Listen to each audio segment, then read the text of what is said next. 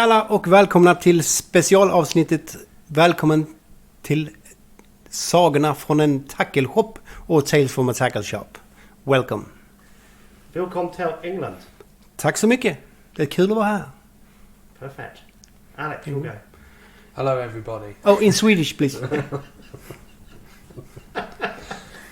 Alex is doing the Fend version. Yeah. Yeah. Alright, but The lowland version. Well, we've got a very, very, very special edition this week. So, let's say big English welcome to my friend Jimmy Hallberg. Welcome to England. Thank you very much. Nice to be here. Yeah, a very special guest because it's actually going out on Christmas Day, this podcast. It is? Yeah, it goes out on Wednesday, which is Christmas Day. Yeah, that's awesome. Which is perfect. A little gift to England. You are a special gift to England. Yeah. We have our own Fenland gift, which is my co-host, Mr. Bates. good evening, Andy. How are we? Yeah, I'm good, mate. Thank you. Yeah. Cool. We will talk about nettle diving later. Every week you have to just have a dig at me, don't you? Every week. No, we want to hear the tale again. Because me and Jimmy, I got Jimmy orientated around March today. Yeah. So obviously we had to do a bit of shopping. So we went to Sainsbury's. But we found ourselves gravitating towards the ship pub. I don't know how it happened. It just happens when you're in March, doesn't it? Yeah, so he experienced the ship and he likes the ship. Don't you? So Jimmy... I love the ship. Yeah. We need a few more of those ships in Sweden actually. That's a good Because the ships we have, not good. Yeah, so he enjoyed the pub atmosphere because it's quite nice seeing It's lovely. Lovely faces in there. Yeah. But I did have to show him that cracking peg you drew on Sunday. Yeah. Yes, yeah. The nettle slide in particular. You can see it when my hand marks going down the bank. It's like something scraped their way up.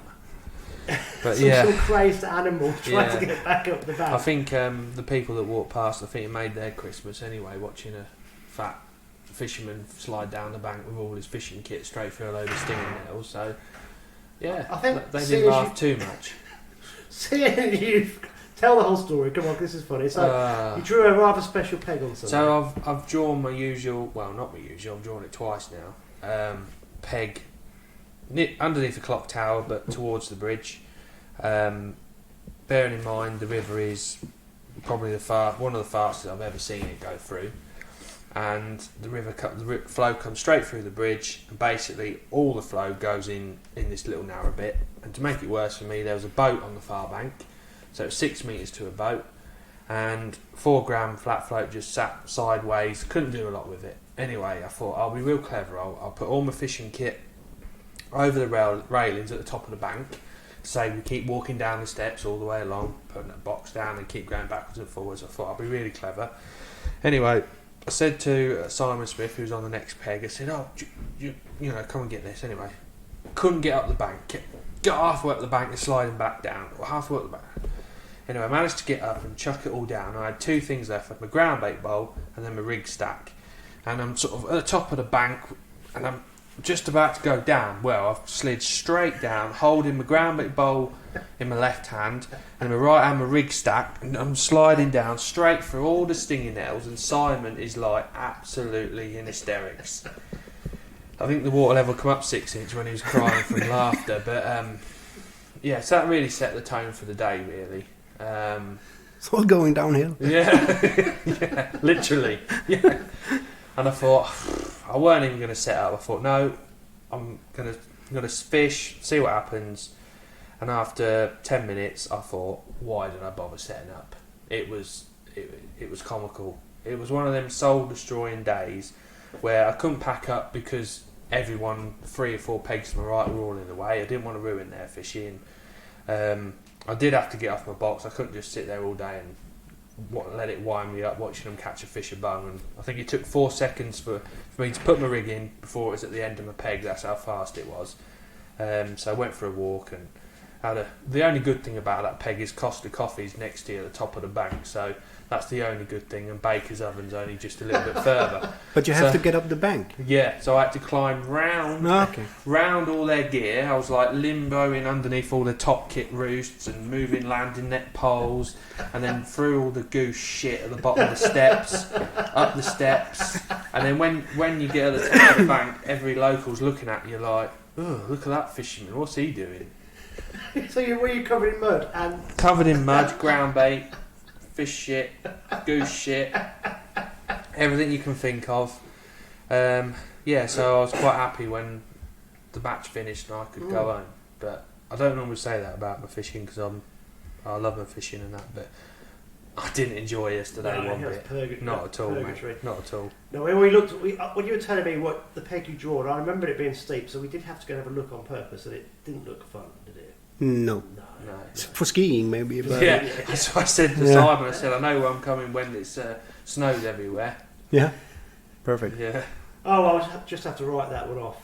Right, so just so everyone knows, Jimmy's a friend of mine from Sweden, and he knows everybody in Sweden. It's Jimmy's incredible. the one that tells you how to fish properly, isn't it? Yeah. Try to. Yeah, I phone him regularly, and it doesn't work. No. But Jimmy's spending Christmas with us, which is really, really special, so thank you for coming. Thank you for being And today we've had a Swedish Christmas meal. Well, Yeah. In parts. in pots. Yeah, So we did. Jimmy's mum made meatballs for us. So you managed to smuggle those through customs, which was very good. Yeah. Yeah. It was actually legal. I googled it. I was allowed to bring food. Were you? Yeah, as long as it's inside the lousy thing they call EU, I can bring food from Sweden to here. That's legal. We're leaving. Yeah. Yeah. Good for you. Yeah. We won't get political, but yeah. No. Yeah. But no, so we had, so just so everyone knows, because obviously this is a fishing podcast, but we need to bring in some culture. So what would be a typical Swedish Christmas meal? Yeah, that's a typical. You start with cold dishes. It's like eggs, and you have a lot of different of pickled herrings. It's like onion herring, it's mustard herring, garlic herring. Everything is totally different. And you eat some cold food if you want it, but nowadays everybody bring out everything at the same time. So you get the hot dishes. It's like the meatballs and the small sausages. It's called prinskorv. In Sweden, it's like the prince sausage. And you get something called Janssons frestelse. That's Jansson is like a last name, and temptation. So it's like a dish with some anchovies in it to flavor. It's like, what do you call it? The gratin you do when you chop potatoes and cream, put it in the oven. Yeah, potato gratin. Yeah, potato gratin, but you add some anchovies and some other stuff to it to I love anchovies, so I'll have to get it with not a bit different flavor. And then you have the Christmas ham it's like you boil it, then you grill it in your oven, and you cover it with mustard, and then you cut that, good. and you take a piece of dark bread, put it on, and mustard on it, and that's awesome. You eat that for breakfast. Everybody has like a big ham. You cut a piece, put it on a sandwich. That's what you do. Mostly typical. That's what I call the real Swedish julbord, as they call it. But then they have some what do you call it? Cabbage and stuff, different, brown, red. I don't like that, but the old people does, so it's there. And then, you just eat tons of it. Well, that's Yeah. you just overeat. Yeah. Over everything. And you eat that for like dinner, breakfast. It just keeps coming up because it has to be eaten. And then they make like what do you call it? Porridge. Like porridge. Oatmeal? No, not oatmeal. It's like rice porridge. Oh, yeah. rice It's pudding. it's rice pudding, and you can eat that hot, and they hide like a little bit of a piece of a cinnamon in it, or an almond, and if you get the almond, you make a wish. So like the tradition. But then they also make that, take the same porridge, and you eat it cold. You mix in fruits, look like those small oranges and stuff you got, like in pickled orange and stuff. You put it in there, then it's called like ris alla malta. So it's like a cold dish. You eat it, and it's awesome. Kids love it. So, and I'm a kid, so I love it too. We're all children Yeah. at heart, and we're going to go fishing. So Yeah, that's cool. it's really good. So You're going to be sport by my mother. My mum's she knows you come in for Christmas dinner. yeah, We're all piling over there, and you're going to end up being 3 stone heavier because it's probably. completely different over here. We kind of like just eat and eat. Yeah. Then eat a bit Turkey, more. roast potatoes. Play games, drink more. Yeah, Yeah. it's actually quite nice. Yeah. It's the same in Swedish, Yeah. but then you have like 3 o'clock. Everybody got to watch the TV. Kalanka, Donald Duck. That's like this. Now I think they maybe changed some episode, but otherwise I can remember it's like the same one. Woody Woodpecker and those has been there since I was not even born. So and you can hear there's always one guy in the family going imitating him, and yeah. So but now they're changing up with some newer stuff. We I had the think same thing. Everyone watches Die Hard for some reason. Yeah. Die Hard. it Bruce became Willis. yeah it's Really? became in You Sweden watch too. Die Hard? No. Yeah, What do you do? We don't watch Die Hard. It's normally like The Grinch or yeah. what, But Die Only Hard- Fools and Horses. Yeah. Obviously, it's Yeah. always on over Christmas, isn't it? With Yeah. What- Oh, you got to watch that. You don't want to watch that. Yeah. It's- What is it? It's, I didn't- it's brilliant. what was it? I didn't miss it. Well, it's more your era, really. What's the name of the show? Only Fools and Horses. Okay, I haven't. It's No, I two didn't see it. brothers that live in the high-rise blocks in London, and they work they sell stuff on a marketplace stall. Yeah. And one of them is always trying to. This time next year, Rodders will be millionaires. Okay. That's their kind of phrase. Okay. And of course, they That always sounds- end up messing up. And it's about 30 years old. It's a really old TV series. And I like the one where they go, let's play Murder in the Dark. Murder in the Dark. Let's play Murder in the Yeah. Those three guys, the hippie, the punk rocker, and Young ones. Yeah, the young ones. That's awesome. Is that big in Sweden? It was. Was It it? was. Yeah. I think I've seen it 1,000 times. Young ones. Let's play Murder in the Dark. Rick Mayall's dead. It is? Yeah. Yeah. Jesus, we're getting old. The studenty one, Yeah. not the hippie. Not No, yeah. Yeah. The boring one. Yeah. The bohemic Yeah. one. Right, let's get back to fishing. Yeah. So, one of the reasons that I'm really good friends with Jimmy is that I started to get back into lure fishing a few years ago. And I bumped into lots of different people at the Swedish Sport Fishing Fair, but I bumped into you. Yeah. And then we've made a really strong connection. And since then, I've got linked with Wolf Creek Lures, and you are one of the top guys, really, aren't you? So this company's owned by Anders and Lena, Yeah. but you do an awful lot to help them out. So I do. do you want to just give us a bit brief background to Wolf Creek? I met up with Anders at a sports show actually through a guy called. It was when I was going musky fishing for the first time. That was in 2012. I went to the sports show with a guy called Daniel Peterson from CVC, that fishing, and he was. It was the last fishing trip he did, but he wanted me to join him on that trip. So, and the trip was fully booked. So, and it was Fredrik Stjernquist who had set that trip up. It was like an 8-guy trip with Truman and Bergander and Magnus and a few other guys. So, and there was another guy from CVC, Joachim, who was supposed to go, but he had to cancel. So Fredrik called me one day, asked me if I wanted to join. And I said, yeah, like that when he asked. And then I went away and just left the phone. And he went, hello, what are you doing? Getting a beer. I need to celebrate. And I haven't had a beer probably in 2 years at that time. And I had my first beer. And then I went with Daniel to the sports show. And Anders was there working for CVC actually. So sitting in the booth painting. And we started talking, kind of hit off. And keep talking. And the next year, he started to make the wolf shats. He got an idea for that. And so I met him up at the show. And we started talking about the shats and that we should fish together. So his girlfriend, Lena, is from the same town where I live now. So, and he was going down to meet up with her parents. And so he called me, can we fish? Yeah, let's do it. So we met up, we had an awesome day fishing.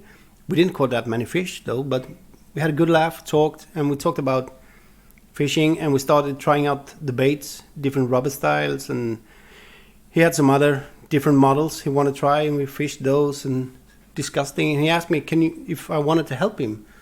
Sure, I love to, because I've fished a lot. So, and we keep talking, he's sending me stuff. trying out different rubbers. He's asking me about ideas, and yeah, we just hit it off. But at the same time, as I told you the other day, I had a boat together with some other guys, and so I ended up without a boat. And Anders asked me if we couldn't do a tournament that it's in the fall in where I live. It's called, Blekinge. It's like a little special, not a little, but it's like 500 guys in the tournament. Get Alex 500. Yeah. And you can fish from, there's like 4 major cities where I live. And you can choose your starting point in different. So you can go from land, you can fish from boats, whatever. It's individual. So you can't fish as a team. It's like the biggest pike, he wins. He's the pike king. So, and I said, yeah, let's do it if I have a boat. And I ended up having a boat like 2 weeks later. And I took a picture and sent it to Anders. And he said, the answer from Anders was, that's too white. Okay, so we need to do something about it. And he sent me these Wolf Creek stickers to put on the boat. And I tried them up and they were too small. So I called an old girlfriend of mine, and she works as a printing factory. And I said, I need this and that. Okay, I come over, she measured the boat, and she sent me the ones that are actually there today. So, and after that, everyone keep going, and Anders has come into starting to make factory baits. And I've been helping him selling those, promoting those, and getting new ideas. And yeah. Well, things have progressed because it's now rods, isn't it? Yeah, and then we started to talk about rods. And we wanted a rod like the way Anders like it and the way I like it. So we sat down at the show together with the guy who make him. And discussed what we want and the design for him. We didn't want like just a black blank or a green blank. Or we want something, look like that's granddad. Touch it and you blame yourself. So we wanted that really old looking kind of blank, old school, really nice. So we talked it over with Gary, as his name is, and he had some ideas, and he has a lot of good ideas. So we talked it over, and we wanted the moderate fast action and stuff, and I said, okay, I put something together for you and sent it, and we ordered 10 handmade rods from him that we wanted. So for me and Anders and the other guys in the teams, they got to buy them off. And we fished it and we loved it. So Anders put it to action. And I hate to say this, but the factory blank came up better than the hand build. Really? Yeah, it's really awesome. The hand build is awesome, but the factory one, I fish my factory one. I do. Why do you prefer it? It's a little bit stiffer, and it's based on like a carp rod blank from the beginning. He built like really good carp rods, and so that's what it came from. The Harrington blank. Harrison, yeah. Yeah, Harrison blank. That rod Pretty much. Earlier was a Harrison blank. Yeah. That's the guy who'd made the handmade ones, and then we translated it to the factory ones, and we just added a little bit more backbone to it, and it turned out awesome. Yeah. So I love my handmade, of course, but I just love the casting. It's the casting one with the other one. I don't know why, but it's awesome. So this year, I think it expanded further, hasn't it? You've got some... Yeah, they're coming some new. We have a version 2 of the 9-foot blank. So it's actually on the way. It's probably in the air as we speak, maybe. And as a fill-up, a new version of the 9-foot. It's got the same action and everything, just a little bit different blank to it. And the 8.6, the pike rod, that's a refill of that one. And then we have an 8-foot, like a downsized rod, up to 3.5 O's instead. That one's up to 6. This is a 3.5, and it's an 8-foot. And that's a really, really lovely one to throw, like the junior baits and cups and stuff. Yeah. Smaller ones. So. Yeah. So Alex, this guy Anders is kind of like, it's like Alex has his own tackle shop. So yeah. For us anglers, I think owning your own tackle shop, even though it'd be a major headache, is a little little boy's dream, isn't it? That's what you want to Oh do. yeah, oh yeah. But Anders has done the same thing, but he now has his own lure making company. Yeah. And this guy, Alex, is what you can see in front of you, produces these fantastic, these are all hand poured, but you can't keep up with the demand. No. It's crazy. These lures are that good. His products are that good that They look brilliant, don't they? it just it's sold out even before he's made the next batch, Yeah. which is absolutely incredible. So this company is going, I think, going places. Is a bit understatement, and Yeah, very it's- talented man. But you've helped him a lot over the last 3 or 4 years. So Yeah, I do. I love Anderson. I love Lena, and I do it because I love the stuff. Yeah. So, and I fish other guys' stuff, of course I do, and it's like Anders say, if I would fish like a Abu bait, and I would catch a fish on that, if I would tell anyone that I caught it on Wolf Creek and I didn't, I know Anders, he would kill me. yeah, And he said, I love you fish my stuff, but I'm okay with you guys fishing other guys' stuff. Because on competition, you might need a little search bait. And I mean, there are some other really good search bait. I mean, the Buster is a lovely bait, a little C2, just to yeah. find out if there are any pikes. Because it attracts any pike Yeah, easy. but he's got. So- He knows what works. That's it. And also, you can't just you can't cover every base, can you? No. And yeah, but my number one to go to, of course, I fished the 24 centimeters shad most of everything. And then I go to the 29 since that came out. Before that, I used the monster shad a bit, but when I fish in my boat, my sister's son Eric is always in the boat. And I think the smallest bait he fished is the 29. Really? Yeah, he threw the monster shad and nothing but the monster shad for 1 year. He didn't put another bait on. Wow. That's all he used. So he has the big bait going, and if you have one guy throwing a monster shad, if they don't take the monster shad, it attracts so much fish. So, and if you stand by me, if he stand by me and cast like a Western swim or whatever, take it, Yeah. kill it, or they go for the big one. Well, we'll do a little video afterwards, and we'll show Yeah. what these shads look like. But They're- when Jimmy's saying monster shad, we haven't got any monster shads out. They're in my box. Right. This is a 29. The monster shad is like 35 instead. It is It's big. just a little bit bigger Yeah. and fatter. I can't imagine casting the big one. Really? No. It's actually not that hard if you do it right, but you don't cast these size of baits. You use like a pendulum motion. Yeah. Use the bait to do the work. So if you just let it pass your hand, it goes by itself. All you have to do is turn the rod around, Yeah. Just load the So, rod. yeah. There it goes. and it loads the rod up itself. Yeah. So they are fantastic Yeah. baits, and I am absolutely, excuse the pun, hooked. They are that good. Yeah. They're really, really good. It's So if anyone's listening and wants to have a little look, we'll put something on the Facebook page and Instagram later. But I'm going to get this. I'm going to get shot if I get this bit wrong. www.wolfcreeklures.com. So Correct. that's www.wolfcreeklures.com. And in March, I'm going to visit the Sportfish Massel. You are in March. We are in March. Yeah. But when in the month of Okay. That's another thing. Yeah. we are going to visit Sportfish Massel. I said that Yep. completely wrong. Sportfiskemässan. That's the one. Yeah. And we will get Anders Yeah. on the for sure. podcast. And Lena, because she is a big part of that as well. Yeah. So It's going to be awesome. yeah, and just so everyone's aware, writing a little article for the Lure Angler Society magazine as well, all about Wolf Creek and the history of it. So that will be pretty cool if anybody's interested with that. So that will be out in March time as well. Right, Jimmy. Yeah. Before we talk about fishing in Sweden, because it is completely different to over here, let's go right back in time. How did you start fishing? Ooh, I was just a kid, a really young kid.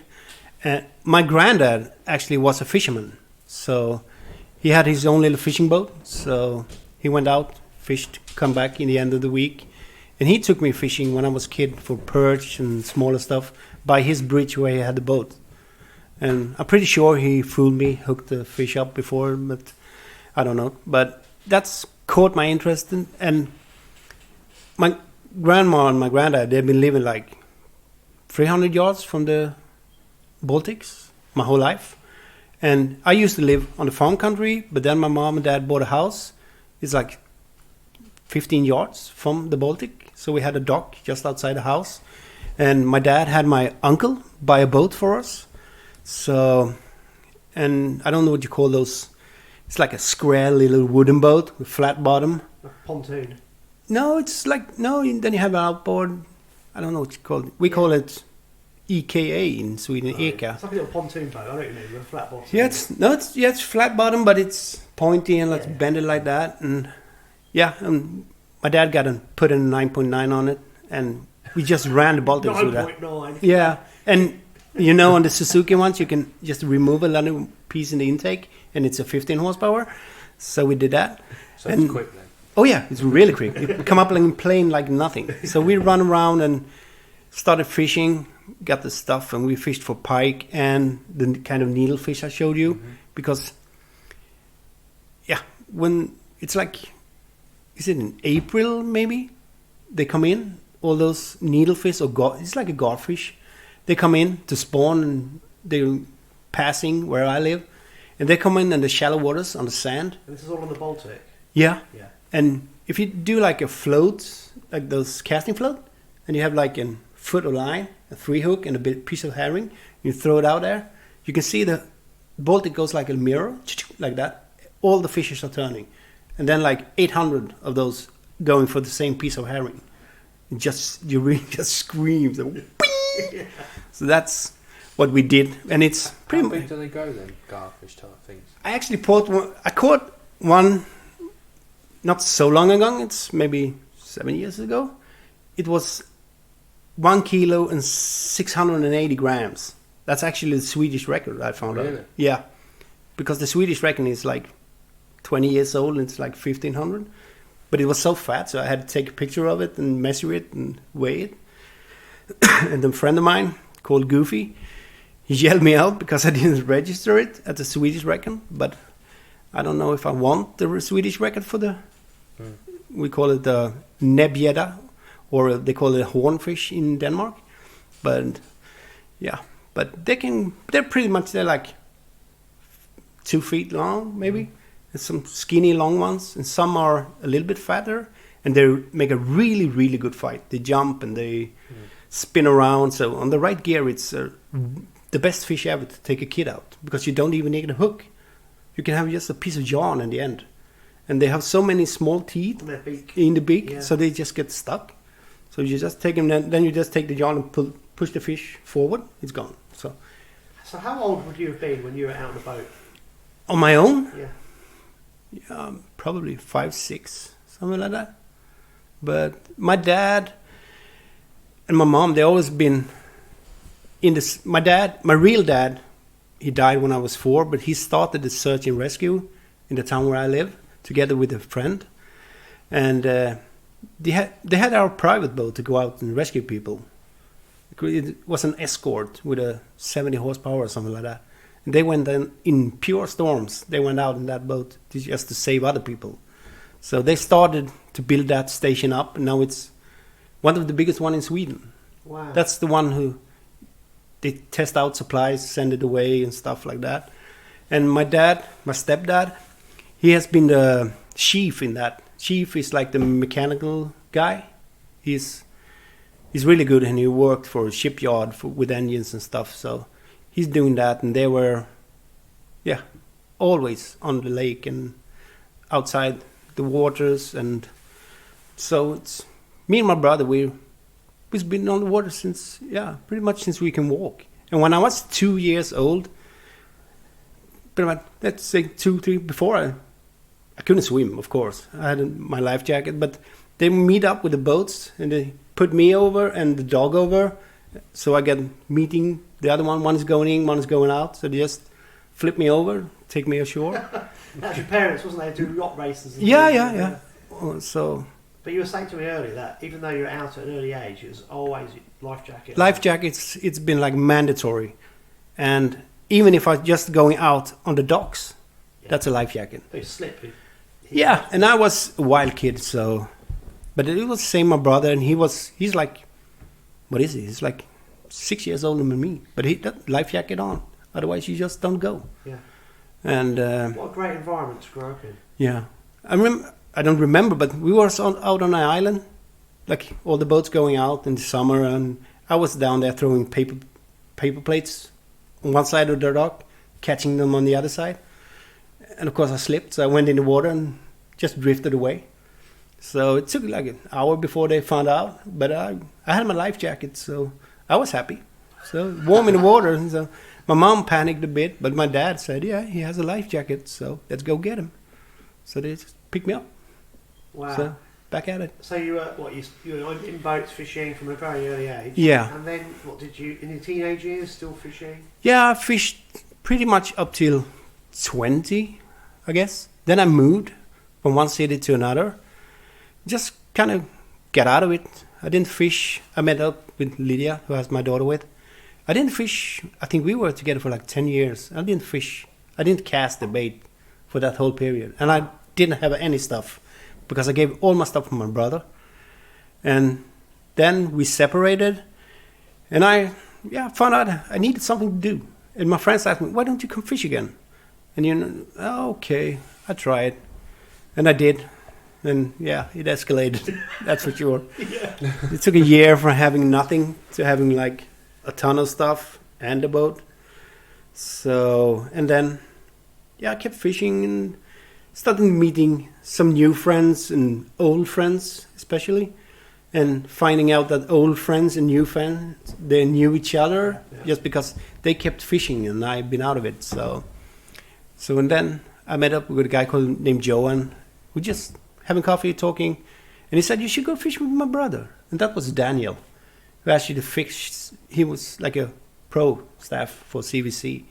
And we went out fishing and we just clicked off. And since that, it's been a while on since I got together with Anders. Yeah, it's been much. Yeah. Really much fishing. So Now, Alex, do you know much about the Baltic Sea? Not really, no. This is crazy. it's brackish water. So, and we fish for pike in the brackish water. So, and where I live, it's called Blekinge. That's like been the paradise of pike for many years. It's like living in March for roach fishing. Yeah, Unless exactly. you fall down the bank. Yeah, all right. Through the stinging net. Yeah, it might go downhill, but but right now, I think the pike fishing, and that's not just where I live, but it's going down a bit in Sweden. They're a bit harder to catch. They don't catch that many big ones. Why is that then? I think it's the salt in the water coming up and coming down. Same as in Rügen in Tyskland or Germany. And of course, it's really hard pressure. I mean, say 5 years ago, you can go out, you maybe saw 2 boats. Now you can arrive at the dock or the landing 5 o'clock, and there's like 16 trailers standing there. So it's been hard pressure since the competition has grown, and they put the Swedish champion 2 years in a row down where I live.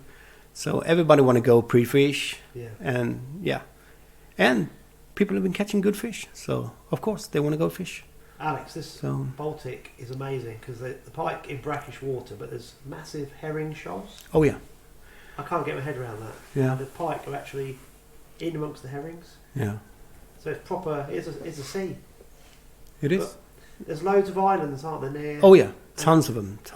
It's the most picturesque place. Well, apart from Vermilion. Yeah, Yeah. but it's like Vermilion, just the Baltics. We have there's an island everywhere. And as long as you're close to the mainland, there's small islands everywhere. And then you have some islands further out, but close, if you keep a mile, 2 mile out from the coast, there's a lot of islands. So I haven't been to all the islands, of course. No. Some of them, where I grew up, I've been to all of the islands for sure, because I hit the boat with pretty much every rock down there. And you have to try every island, so see what's on it. When you were a kid and the seagulls. It's so fun to chase those when you're a kid. So and they were on every island. So, but now, it's it's awesome. If you haven't seen it, it's very different. So Yeah. it is, and we have very, very clear water. Is it much of a tidal? No, it comes highs and lows, but not during the same day. Mostly, it can be the same high water for like 3-4 days, and then it can go really low. Is that the wind pushing it? Yeah, it's the wind. So that's what pushes it out and in. But we don't have the tides that you have here. That doesn't exist. Maybe it moved like an inch a day, something like that. Can up to 4 inches a day, maybe. But that's during autumn storms and so pushing it out. But otherwise, it's pretty much the same. So you've got the Baltic around the coast of Sweden, which has fantastic pike fishing in it. yeah, And then inland, you've got even more fantastic fishing, haven't you? Yeah, you got the lakes. How many? I mean, roughly, how many lakes are there In Sweden? Oh, Jesus. That's 1,000. I don't know how many. I mean, up north, there's a lake everywhere. It's like you Got did your an own lake to airstrike with yourself. lakes up there. But Well, if you we want have the bigger ones, and we have Vänern, Vättern, and Mälaren up Stockholm. That's a lake, you know. We have the big ones. And then we have tons of smaller ones. Alex, if you're watching a YouTube and there's Canal Gratis do really good. They do a perch pro, don't they? They do. Yeah. Nina's just showing me there's 97,500 Yeah, lakes in you see. Sweden. Wow. So that's a few. Wow. And it has to be a certain size to be classified as a lake. So you have even more smaller ones. Over 2 acres to be a lake. Yeah. So you have the smaller ones. We were watching Perch Pro last night. The second episode was out. It was out Friday. Yeah. So, Perch Pro. yeah, Perch, they have yeah. these. So Sweden's great. They have these predator competitions. So it might be they have lots of different rules. So it might be pike orientated or perch orientated. I suppose they have. Do they have Xander competitions? Yeah, they do. They actually have one that has all three of them. Yeah. So that's So, kind of combination. So we're watching the different competitors, and there's 6 teams, and two teams are in Holland, and 4 teams are in Sweden, and it's a Swedish company that do the video and the production. So normally it's always based in Sweden, maybe 1 or 2 in Holland. And I was saying to Jimmy, "Where's that?" And he goes, "Oh, somewhere up north." He Yeah. goes, "They will not see anybody for days, No, not a soul, it's crazy. on their own." Just Sounds good, doesn't it? sounds. Oh, Yeah, but it's not. Sounds like Ireland. Yeah, but they are not into the pike fishing. It's like that's the bad fish up there because they are into the trouts and I don't know what you call the one with the big fins here. grayling. Grayling, we call it har. Yeah, those Lady ones. in the river. Lady, Yeah, the fly fishing, many of the guys and stuff like that. But pike fish is getting bigger in the north now. So because the bigger names been starting fishing there, so of course everybody want to What try it. about like coarse fish, roach, bream, like match fishing, like what we do here? Is that not very big at all over there? There is some, but not. There's like a league for it. Right, But you get points for different species. right, You have to catch during the year. yeah. So they have that. And then you have the perch competition during the winters. Mm-hmm. The like pimpling. Yeah. Those ones are really big still. Are So they the ice fishing? yeah, ice fishing stuff. Yeah. We'll talk about that in a minute, Alex. Do loads of that over here, don't we? This is mental what they do with the ice fishing, but we'll come on to that in a mental, Yeah. mental in a minute. So I reckon the coarse fishing potential in Sweden is massive. Yeah, it will be, yeah. Yeah. If there's that many pike, there's going to be something to feed them, isn't there? I know. I remember when I was younger, I can see the guys down by the rivers having those competitions like you do. Yeah. A day they have to catch as many as they can. They Yeah. weigh them. Yeah. But I haven't seen that in a while actually. But I know it's still going on. But maybe not just down where I live anymore because I haven't. Before you can see them like every month they were stacking up along the river, fishing breams and Yeah. stuff. Not breams maybe, but we call it mutt, and you call it the other one, little shiny one, Bleak. the bleak. Yeah, those ones and small perch and stuff, and they weigh them up.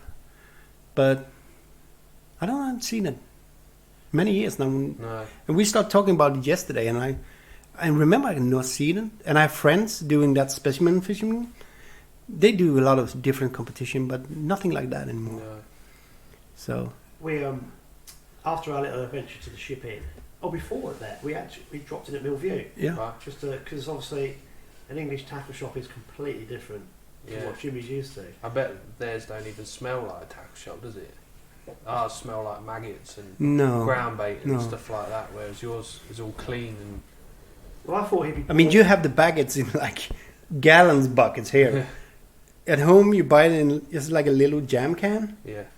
They put in a freezer. They keep it in the cooler, and you buy one of those. I bet they're quite expensive Worms. as well, aren't they? I don't know, maybe £2.50 for a small one, something Yeah, like that. yeah. For the worms, I don't know what the maggots are. I thought he was going to be bored out of his brain because obviously when I met Jimmy, Yeah. wow. But he's round there looking at all the little bits and bobs, and then he's phoned his friend up in Sweden, Yeah, and his friend is desperate for size. Is 26 the smallest hook? Yeah.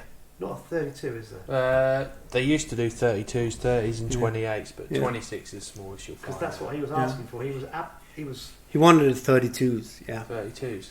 yeah, Tell him to pick a different venue if he has to use 32 hooks. yeah. But he's crazy. What was he fishing for on those then? Bleak. No, we have the fish are like that big. He fishes for. Right. We got one fish called the. I don't know what you call it, but in Swedish it's called a needle eye. Right. Just a really small one. I think like 6 grams is like Right. a big catch in that. Right. He goes for that kind of stuff, and he can drive. He drove like 4 hours to catch one. We caught it. Oh, we got a finding, as we call it, his scale, the drug scale we call him, because it's like you have got less than an ounce on it, or less than a gram on it, and he was weighing the fish and he dropped it in the grass. We couldn't find it, so then he threw out and he caught another one, and it was size big enough to get it, so he can register that species. Yeah. So, and he was really happy, and then he went home again. So these little fish, are they like fully grown at that size? Yeah. Yeah. That's how big they get. It's like a little smaller than a guppy, you know. It's really, it's weird. He And drove 4 hours each way to catch one. yeah, and why didn't you fish for something? No, that's what I want. Then he goes home. So this guy's phoning Jimmy back, and we're in the shop, and I'm thinking, why don't we just ask Alex to bring a big batch over? Yeah, he's crazy. 32s. He's in those small hooks. Yeah. I can't see them. I definitely can't tie them. That's for sure. I try to find the old black. Matchman hook tie. Yeah. Yeah. Oh no. These are things with arms. Green, blue. No, they still do the Matchman, original I Matchman. can Yeah. tie a hook Mhm. using that, but I Yeah, couldn't. Stonefo do a new one with all the fancy gadgets and all that, but I still think the Matchman one's the Yeah. Yeah. best one. So we were laughing about it because my eyesight's going now. I was trying to look at the hook.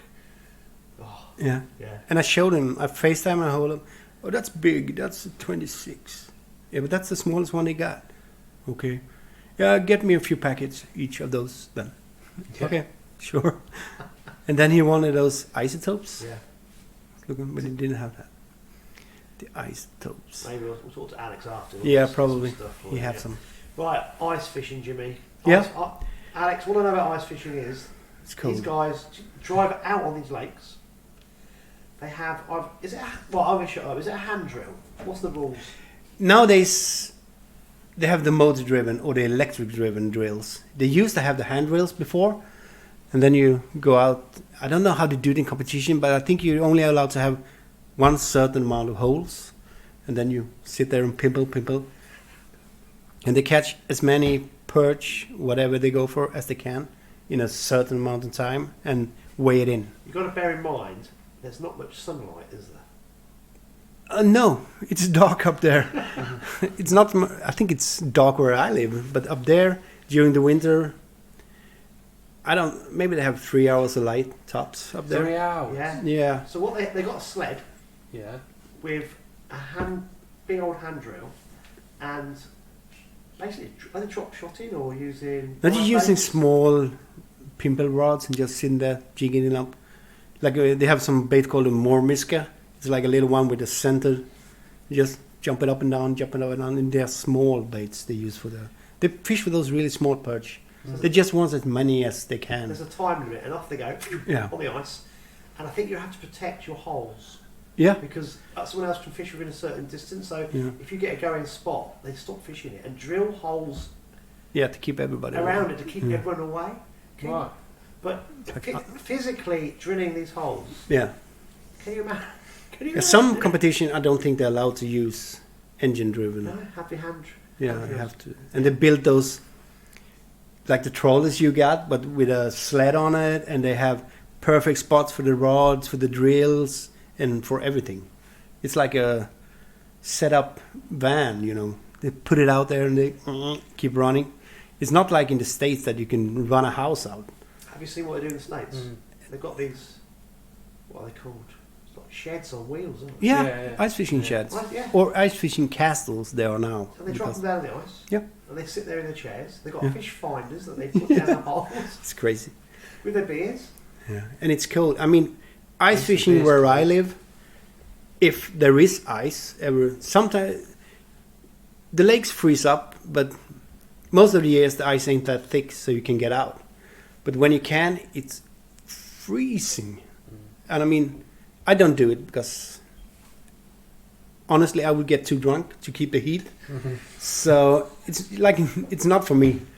But some of the guys, they love it. Of course, they put up a bonfire, they sit there talk, and then one rod go Bonfire off, on and the they ice. what? Bonfire on the ice. Just on the side. Oh, and right. Somebody has it on the ice when it's. Yeah. But in Sweden, up north, you get like a meter of ice, so it's thick. And up there, they drive the cars out and stuff, or the sled and those snowmobiles and 4-wheel drives or whatever, those ATVs and stuff.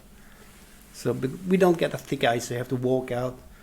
And most of the time, it's like the first 50 yards is like sludge because it doesn't freeze up close to the shore. You have to get through that, and then you're out on safe ice, and you can feel it all move like that. Oh, So it's a bit sketchy. yeah. And if it's you go out in the morning, you have like 6 degrees below, and then the sun come up, you can see it start melting. And you're still out there, and you have to.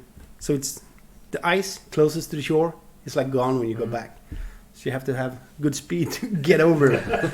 But yeah, I've only done it a few times. I'm Good really, speed. Yeah. Do a run up. yeah, I'm really not. Keep I'm that not. I can try it like the American way, maybe, but it's not just not for me. It's too cold. I don't see the fun of it. No, I don't think I'd enjoy that. No. No. So I've seen And- the guys on the telly when they pike fish. They drill the holes, don't they? They have their little rods with the live bait underneath and the flag, yeah, and they run to the bait. And yeah. You have those pop-ups, yeah. set of hooks. I think it's one of those things you want to try once. But I would not want to be on that ice. No. 'Cause you'd just be. I'd be worrying to death. Yeah. Yeah, Crazy. down south, north, I have no problem. I mean, up north, where Anders live, you have the big. It's called the Great Lakes, Stockholm, where Anders lives. When you go skiing up there during the winter, they open the winter road. That's right across the lake, so you don't have to go around. So you save like an hour every way. You just go straight over the lake instead, and that's trucks and that's cars, that's everything. So I would do that quick. you shouldn't do quick. It's safer to go slow. The ice to crack. Yeah, but if you go quick, you move the water starts to move. So you should go steady pace. Oh man, It's different crazy. world, isn't it? Do the fish survive all right underneath the Oh, ice yeah. and that? Oh yeah, it's. I mean, I don't know how deep that lake is, but it's probably 60 meter deepest, and the ice maybe becomes 80 centimeters, something like that. So it's 80 centimetres. yeah. So it's Isn't thick enough, is it? and you have like Tell if you you on have that. they say if you have 15 centimeters of ice, you can drive on it with cars, more than one. So that's how strong it is actually. Yeah. So kids listening, don't. Don't try it. No. Don't try Use your to- ice picks and a life jacket Yeah. for sure. Wow. So Now you're talking about Sweden because I was explaining to my parents the other day how big or long Sweden is. yeah, So you live on the south shore, basically. Yeah. Anders is in two-thirds, yeah, slightly above the middle. and they're frozen water already, aren't they? Oh yeah, they have snow up there. And how long's that been like that now? I think they started snowing the first time for a month ago, maybe. They got the first snow. Wow. So, but the ski slopes are open now and Already. like that. Oh yeah, oh yeah. crazy, isn't it? Yeah, it's been open for a while. The temperature change is massive. So you go from about 30 degrees Celsius in the summer Yeah, to what, minus 20? they get below 20 up there. Oh. So, and they got a lot of snow. I mean, I think we had minus degrees, just barely, 3 times this year maybe. But otherwise it's as warm as here, even warmer. So Alex, when I go to the Sport Fishing Masson Fair, it's normally middle, end of March, and the Swedes are getting very excited because the lakes are pouring out. So it's about the start of open water. yeah, we down south where I live, the last years, I think we had the year when Jeremy was over. That was like the first years in maybe 4 years it froze up where I live. Otherwise we usually fish New Year's Day and stuff like that down where I live. But they freeze, I mean up north, that's frozen now for, I don't know, 4 or 5 months. Wow. They don't go out fish up there. So that means people want to go down. Right, yeah. So, extra pressure on where you are. And you mean Stockholm is like 6-hour drive from my house in a good speed. Yeah. So they go down there, book a cabin, fish for a while. And so. But do you think also, when middle of Sweden and above, when that starts to melt, a bit like it does in Minnesota, Yeah. it seems to promote a really rich fish environment because you've got the temperature changes and suddenly all this water coming through carrying nutrients, I suppose, Yeah, a lot of and food. oxygen to the water. Yeah. So is that what do you think? Is that part of the reason why it's such good fishing up there as well? I think that's why they have so many, what do you call, bait fish up there. Yeah. So, and they're protected. So. They can't be fished for, can they, for 6 7 months of the year? Exactly. They can grow as they want, and like a habitat for the pikes up there. They have decent amount of food, and they're protected like half the year. And then us stupid guys come up, try to catch them. But there's so many lakes up there, so many places to fish. And of course, the places with most pressure, those, I think the fishing, it get hurt. That's the way it is. It has to do.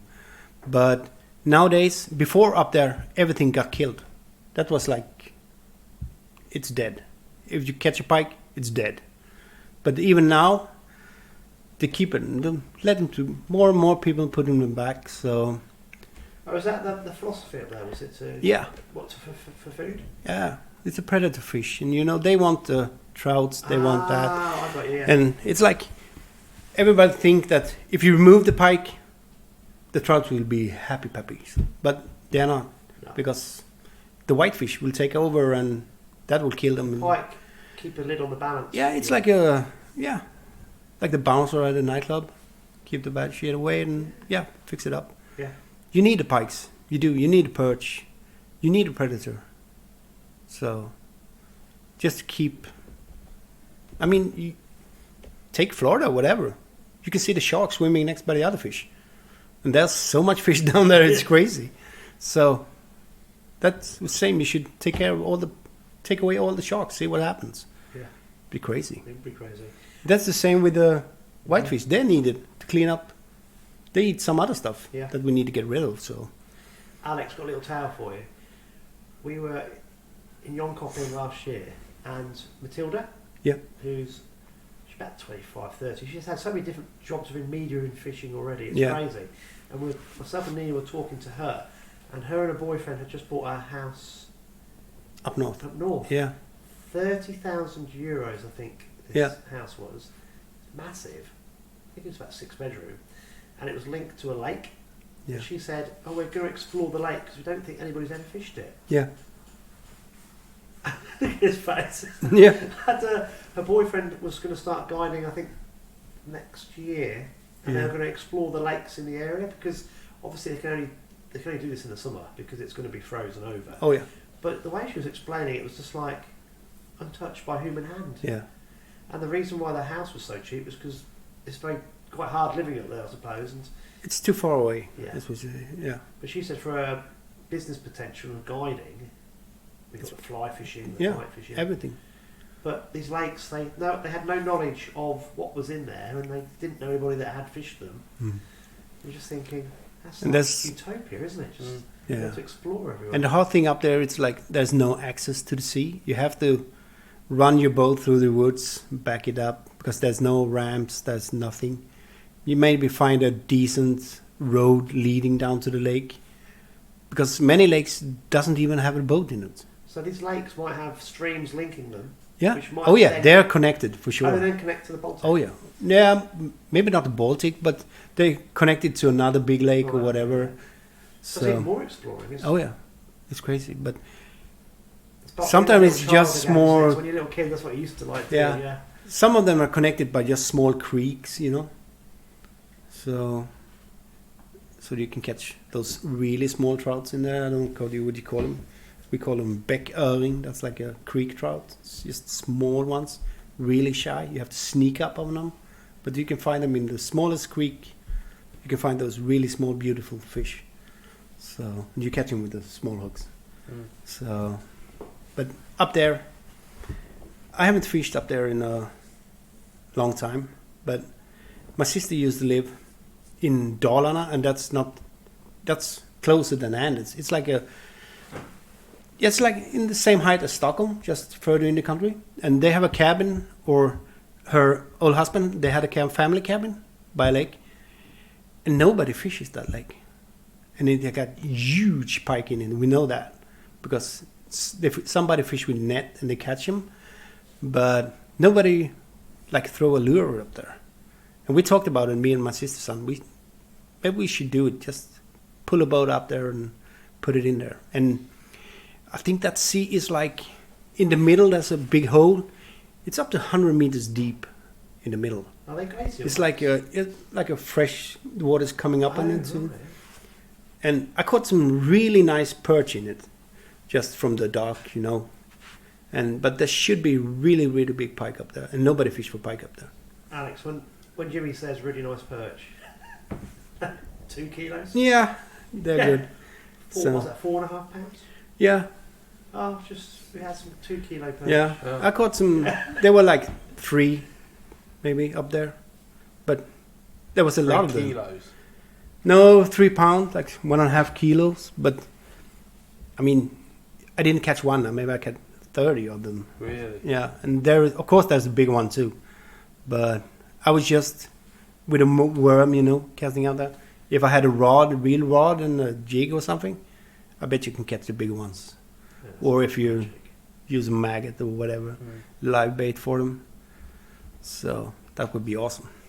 But it's still a 6-hour drive, you know, time. So how long is it from bottom to top to drive? From Sweden, that's I think it's a 24-hour drive. Because Sweden is only in Swedish, we call it mil, 1 mile for us is 10 kilometers. So, and Sweden is only 158 long. But if you want to drive up there, you have to do 240. Well, Swedish miles? Yeah. That's 2,000 kilometers. Is that right? Yeah, 2,400 kilometers. Right. Because you can't go straight up. You have to go.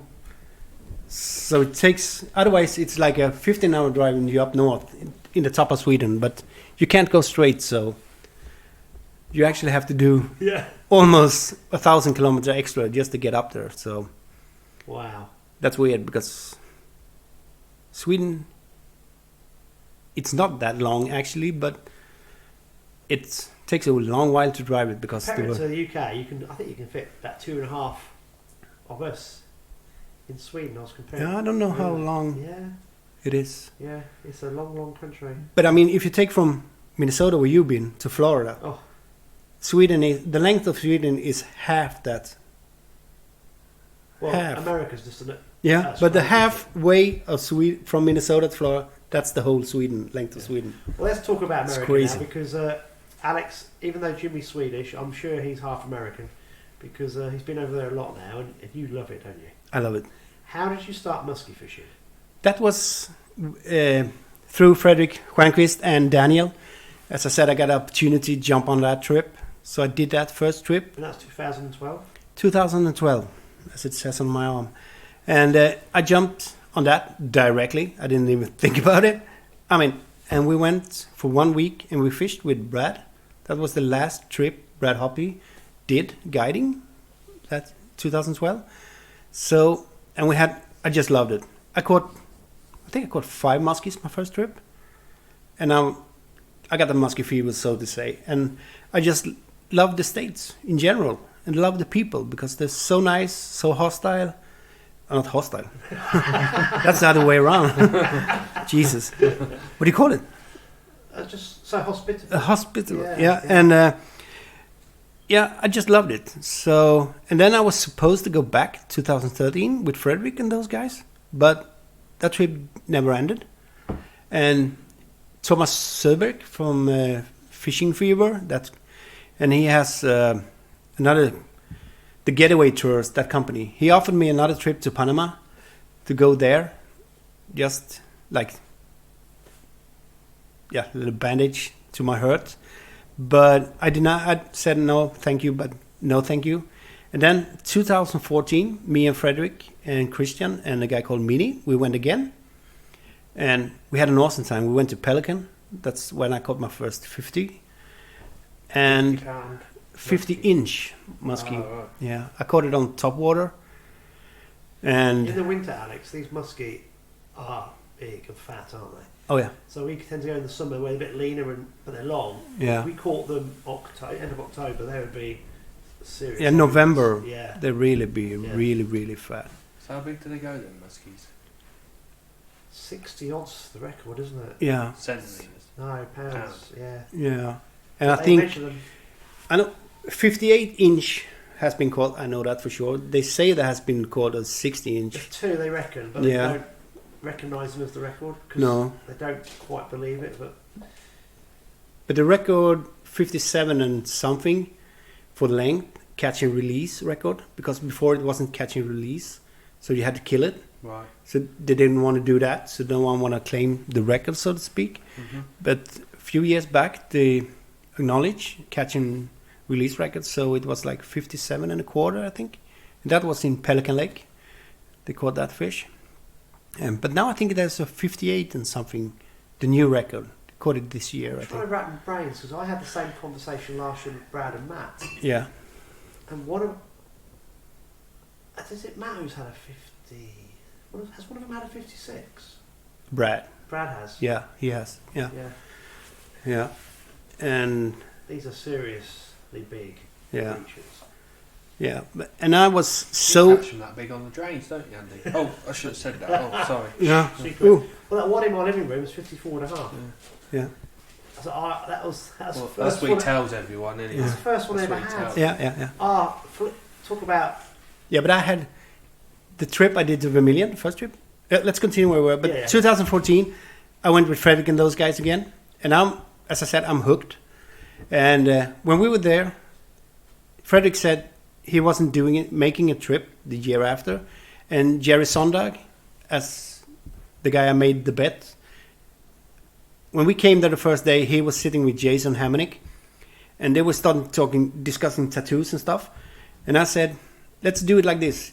The one who gets me a 50-inch muskie, I'm going to make a tattoo of that guy. Or of something from that guy. And Jason was cocky and said, yeah, that's going to be me. And then you're going to end up with my ugly face on your arm? Yeah, I'd do it. Don't challenge me, I'd do it. And then it ended up be Jerry who caught it, so I got his face on the inside of my arm. And when we went home... We'll show you in a bit. It's got his tattoo. It's the whole inside of Jimmy's arm. Yeah. This guy, his face. And when the day before we left that year, Jerry asked me, don't you want to do it again? Don't you want to fish again? Of course I do. But they say they ain't going. No, but I'm going. I'm going to make something happen. So that year I decided to ask some guys if they want to join.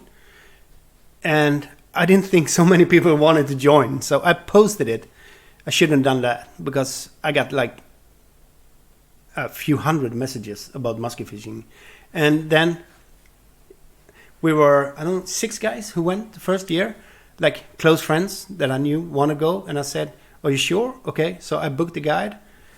Actually, on the plane on the way home, I texted Jerry these weeks I want, because I checked the moon calendar. And he said, perfect, let's do it. And then I set up the trip, and that's where what we call now the Swedish invasion started. So 2015. 2015 was the official year of the first Swedish invasion, like that I held. But Fredrik and them been doing trips before, but we just put a name to it, and it kind of escalated.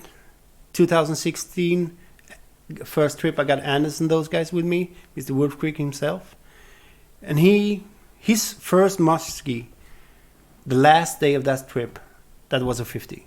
Wow. So, and Anders and Stefan were the only guys who didn't catch any musky yet. And I was supposed to fish the last day with Jerry together with Martin Brumberg from Brumberg Lures. And Jerry knows, he lives on that lake. He knows that lake like nobody else, or did when he lived there. So I said to Martin, sorry Martin, we ain't doing Jerry. Anders and Stefan is going to do Jerry tomorrow, because he's going to get them a musky each. So he took him out, and Anders caught his 50. So stoked about it, and took his bait off, sat down, gave it to Stefan. You're up. It was same black spinnerbait. 2 casts later, maybe, Stefan hooks in the 48. Mission done. Everybody got a fish that trip. This is beautiful. When you go over there, Alex, there's no jealousy or people get hung up about someone catching a bigger fish. No. They want to get everyone catching. Mm-hmm. It's just a different mindset. It's incredible. And the other thing is, the first year I went with Matt, we went to a lake called Lake Vermilion, and if you ever watch the old Lassie films and these beautiful, your jaw hits the floor. You go, wow. But these guides are messaging each other all the time. Yeah. If they get a follow, they'll tell each other what colour is working, because they're so clued up. They think these fish switch on to different things. Yeah. So the colour is really, really important to them. So this is why Anders would have given the other guy his bait, his lure, Right. because there'd be a certain going pattern or colour or combination that the guide would have put them onto straight away. So when I go, I just say, Matt, what am I throwing? He goes, that one. Yeah. And so I just keep it on It's all like- the time, because you know that's the best chance you've got, because they know what the going the lure is, or the combination colours. So you chuck the most ridiculous looking things out ever. Sometimes it's... I bet you find it hard telling people what colours and stuff like that you caught on, don't you, being a pike angler? He's trying to wind me up, Jimmy. Yeah. Don't even, Might. Don't even Maybe. show pictures. Yeah. They've got a degree in fooling people where the fish was caught. Yeah. This is why I like Crazy. going, because it's the other way around. Yeah, You it's can awesome. share everything. Yeah. Yeah, it is a different world, but it is. They're so tuned into what's happening, Yeah. and they're great believers in the moon phases. Oh, yeah. As well. That's a really big thing. And they call it windows. So Yeah. I'm The going major and the minors. That's right. Moon overhead, moon underfoot, and Yeah. moon rise and moon set. And I with pike, I'm not sure. Xander, there seems to be a bit more of a I think it's the same with pikes in the lakes. right. I don't believe in it in the Baltic, because the bait fish doesn't react the same out there. Because Well, you just said the lack of tidal influence. So the moon, Yeah. it makes sense. and they don't have that, because the wind affect them more than the moon, I think. But I bet up in the lakes, that's the same. Because I know I did a trip with Anders and some other guys, and we timed the moon phase perfectly, and we had an awesome fishing. You reckon I'm secretive? These guys have got a secret lake. Yeah, that's a secret lake. That's a secret That's not the one we're talking about. Shh, Oh, is yeah, but it anyway. the one, is it the one I know about? yeah, it's Oh, the yeah, one. well, Yeah, but can't say anymore. Yeah. But that year we timed it perfectly, and Anders caught his personal best, and Stefan caught his personal best, Martin caught his personal best, and the other Anders caught a good, decent one, and I had a really decent one hooked up, and it came off just by the boat, and Anders' bait landed right behind my back, and a fish came up and just smashed it. And that's his personal best. So it might be the same fish that came off my bait, because that wasn't hooked, yeah. and just might have been the same fish. But this year, when we went up there, and we didn't time the moon phase as we wanted, because it's a close season up there, so we had figure out the date that worked for everybody. And we didn't have any good fishing at all. So not me, because I was sick in the cabin in a sleeping bag, shaking. But I caught one pike, not a big one, but a fat one. But the other guys didn't make it happen either. Yeah. So, and I think that's. So I really believe in it in the lakes, Yeah. and I think Anders does more and more too, because there've been some really good fish caught up there, and they've been checking the moon phases afterwards, and yeah. Well, this is it's interesting because when I talked to Alex about it, I'm thinking match anglers won't have a clue. But Alex, moon phases? Yeah, well, for eels and stuff like that, normally when it's full moon, they sort of say the fishing's not very good. There's an old sort of wide tail or whatever, but definitely with eels and stuff, you don't seem to catch. Well, I don't know if it's the opposite way around. It is. It is the opposite way Yeah, around. eel fishermen put their nets out before the bad fishing times. Yeah. It'd be when the moon phase is not very good. It'd be when it's not. It's in its weakest quarter, whatever they call it. Yeah. But don't you guys find when you're match fishing, if it's full moon, it's not very good? Yes. Yeah. Yeah. Which would make sense because the fish might know the predators are on the move. Maybe. Yeah. Or the coarse fish, they might. Pike fishing is good on the full It moon. is, yeah. So Yeah. Right, going back to the Swedish invasion then. So you've organised yeah, 4 trips now? yeah, both. It Five. was 5 trips. 2015 that trip, and then 2016 the trip with Anders and those guys, and 2017 I actually did 2 trips. We just back to back.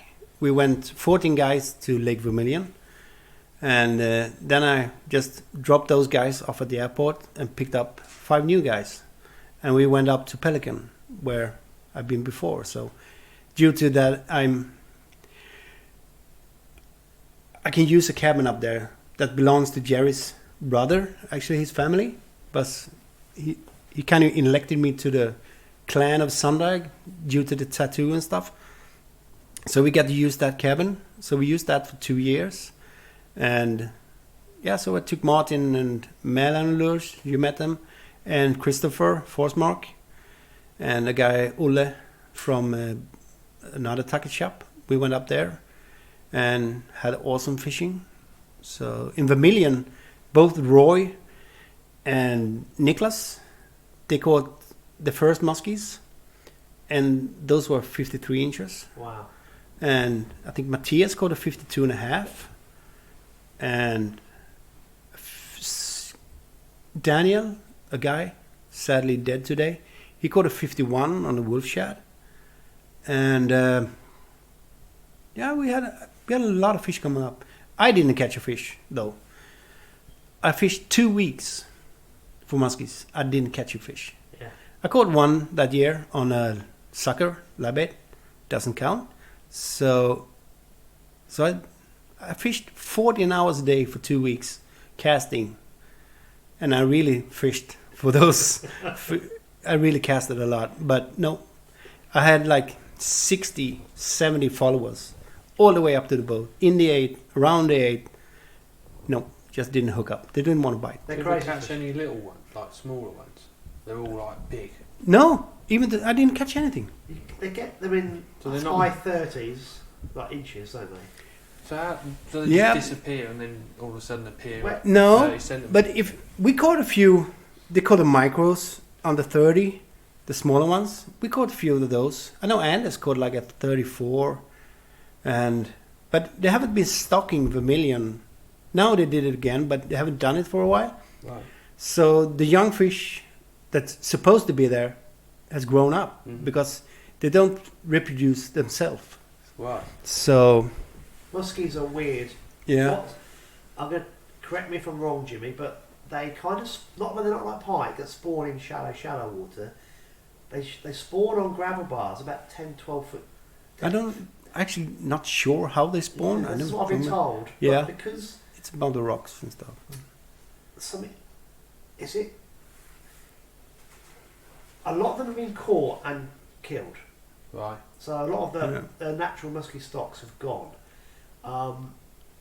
The musky that are there have been stocked, but the muskies that are stocked keep trying to reproduce in the shallows, and a lot of the crappies and the other fish they eat the eggs. Yeah. And they're not very good at spawning. Traditionally, they spawn in this deeper water earlier in the season before the bait fish come in. Yeah. So that's how the natural stocking takes place with that natural stock. The cycle is But disturbed. because the hand-reared ones have been putting on mass on these lakes 20 years ago, 15 years ago, in a lot of the cases, they don't reproduce at all because they tend to do it up in the shallows. And I think also, when the water levels drop in the summer of these lakes, where they have spawned, the eggs dry out as well. So I think the ones that have been, hand-reared's the wrong word, but stocked, are particularly bad at spawning. They can't do it. They haven't got the genetics passed down to be successful in their reproduction in their natural environment. So what happens, excuse me, is the DNR, which is like our Environment Agency, but the American version, but bigger. They have mass restocking programs of muskies. And they have hatcheries. Yeah, so Vermilion, this is the lake Jimmy's been talking about, is one of the most beautiful places on the planet. But a lot of the natural stock virtually gone. The fish that have been stocked have probably got to the end of their lives. Yeah. So the small ones aren't there because they've all got big, but they're all dying off now. So they like the biggest predator in these lakes. Then, they're crazy predators. They are. There's nothing threatening them. So when they switch on, maybe the eagles, of course, they can catch them, but otherwise it's the fishermen, the fishery, the guys who want to spearfish them during winter and stuff. Those are the most dangerous thing for them. It's probably the human being and the eagles and stuff, but otherwise, no. But in Canada, you get natural muskies. I think Leech Lake has a strain of natural still. They use those. They use the Leech strain to hatch. Sounds very similar to like the barbel in the ewes and what the Environment Agency are doing here. They have like a strain of barbel that they produce at Culverton and take down there. And they try and encourage spawning gravels and things like that. It sounds very, very similar. I think they took some samples of the Millac fish as well, didn't they? Yeah. That's so Millac is how big is Lake Millac, Jimmy? Ooh. It's huge. It's huge, but it's like a big plate. No. It's bigger than Rutland. Yeah. Oh yeah. It's Green Bay Packers. Yeah. Is just one small portion of Lake. Is that right, Jimmy? Lake Millac. Yeah.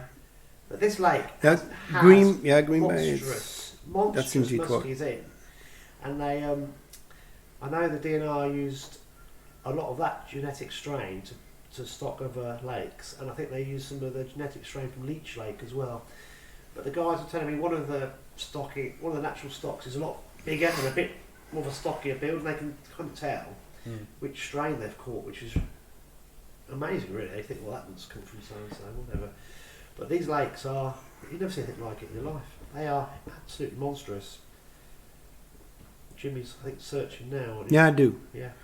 But just, you don't want it in kilometers. I think you want it in acres, right? So. Well, Rutland's the biggest it's man-made, the largest man-made reservoir in Northern Europe, but these are massive. Yeah. It's like 132,000 acres surface. So Millac. Millac, yeah. But it's only 40 feet deep. Wow. So. Is Green Bay on one part of it? Green Bay, ain't that? Was that? I think it's that's something Detroit, else. Isn't it? Yeah. I might be I getting don't remember. confused. Green Bay. It's a big lake. It's a big lake. Yeah, it is. It's a monster. Yeah. Green Bay is. That's down in Wisconsin, so I don't think. So how big do they stock them in then? That big? Yeah. They're about like a 1 year old. 1 year old, about 3/4 of a pound. Green Bay is like Michigan. Lake Michigan. Yeah, that's right. Michigan's massive, not Millac. Yeah. That's even my bigger. geography is awful. Mm. I'm going to get told off when I go up there next. Yeah. Yeah. Oh well. Never mind. Yeah. We can outrun them. So. Do you reckon? Oh yeah. Well, not if they get in their trucks. We're in trouble there. No, then They'll round us up. No trucks. That's cheating. Yeah, but Millac. I haven't fished Millac. But Milaka is like a giant plate, just a big bowl. That's what it is. It's not like Vermilion where you have all the islands and stuff. It's like a big plate, water. So That's right. yeah, it's just Yeah. like a big natural feeding bowl because everything is big in Milak. So Alex, these fish are different species. So I went there first time with my pike head on, thinking you can attract a few pike to follow and take your lures. These things, if they don't want to feed, Nope. they're not going to feed. They're not going to Mhm. move. They just sit on these rock piles or sandbanks. Can you see them? Can you? Yeah, if shallow you can see them. Yeah, for sure. Just And like, the guides know exactly where they sit, and they have preferred areas. And the biggest fish tends to have the best spot Right. because they are very aggressive, and so you kind of get a hierarchy. yeah. So the biggest fish will sit in the best spot, and the second best spot will be the next biggest fish, and so on. So if they get a follow, the guides, they'll mark it, and they'll try and go back the next day, because these fish go off into the depths and feed on ciscos and whitebait, Yeah, depending whatever bait fish and they you come have. back up to the shallow water where it's Mhm. warmer to speed the digestive system up, and they might be there for 4 or 5 days. So you've got to try and hit it right, so they're just about to come off their spot again to go feeding. Mm-hmm. If you put a lure near them, they're in aggressive mode, and they'll go for it. Yeah. So you put this, you know where they are, and you're casting to them, they're not moving. So you go to the next spot, and so on. But every now and again, you get one to follow, and you get them come in lazily. And you think, Yeah. oh. And every now and again, you get one that comes in really hot. It's like steaming in after the lure, and that's where you got to learn to figure eight, or as I call it, the figure of eight. Which Yeah. apparently is completely wrong. Yeah. But you've got to learn to do this crazy movement with your rod to keep the lure moving next to the boat, and you can actually entice the muskies to take as they come in. So you kind of you got to speed the lure up and then slow it down and speed it up. Try to slow it down in corners and keep it. You kind of go deeper in the middle, fast, and then you want to slow it up because you want the fish to take the bite up in the corner where you can easily set a hook. You don't want them to take it just in front of it because you can't. You want to set when you set a hook to a muskie, you preferably want to pull it back over the head to the fish. You don't want to throw it because they just spit the bait. Pull it out of the mouth. They're pretty hard in the mouth. Yeah. So to set the hook, you want to go back over the fish. imagine So a you want cat- it up here and you just rip it back, or just straight forward. Imagine you're your cat backward. and a piece of string, and you're enticing the cat. Yeah, These It's things crazy. you've been casting all day, and suddenly this thing is steaming in after your Yeah. bait, and you've got to try and get it in this figure of eight. And when you first start doing it, you mess it up, don't you? you get the Jimmy legs that they call it. so Yeah, you get the shakes in the leg. this monster comes steaming in, and you mess up your figure eight, and it goes, oh, it's a fisherman. Oh no! 3 days later, you might get another follow. Yeah, It's crazy. crazy. and they're kind of attracted to sound. So weird baits like flaptails and loud topwaters, and the spinner baits make huge vibration under the water. So they like that. So you want to keep that noise. They like when they start to go, they find a noise they want to go. They want to eat that. Mhm. And if you mess up, just stop the blade, whatever, that's the wrong sound. They just bye-bye, stupid, and they're gone. And that's really frustrating sometimes because you can keep going. I know we had a follower in Pelican, and it was Christopher Colomar. Came in really, really hot. You can see it keep flying in. And he got it in the 8, went like 4 laps, and suddenly you can see the fish descend down. And I told him, and he was like starting to give up. And I just pushed him down on his knees. Keep going, down to the bottom. And he just almost hit the bottom with his rod and make 2 turns and just boom. The fish just smashed it. He just got down deep enough to get the interest going again. It's like a cat, you turn away and then suddenly you do something. Whoop, here we go again. Mhm. It's crazy. And that like 6 rounds in the 8. And he got it. Until you've actually caught one in the figure eight, you don't actually appreciate what you're doing, I don't think. I do. Oh, I do. It's crazy. Uh, And then you go at night. So then you're out there with the guide at night, and they want you to do this figure eight, and you can't see anything. no, let's go slow. You feel that the lure gets heavier and heavier as you're reeling it in, and you have to stop it about 2 inches from the leader, about 2 inches from your rod tip. But you have to keep the speed the same speed, or it will actually speed up slightly as you get towards the boat in pitch black, and that is just something else. Yeah, you don't want to tick the eye or the top of the rod, because that can just get the musky turn away. So it's the most craziest fish I've ever experienced in my life. yeah, I mean, even a follower is exciting. Yeah, That's what I mean. If I fish with pike, I don't want to see a pike follow, because that sucks. But I can get happy for having a follower, because I'm doing something right. I know it's gonna get hit.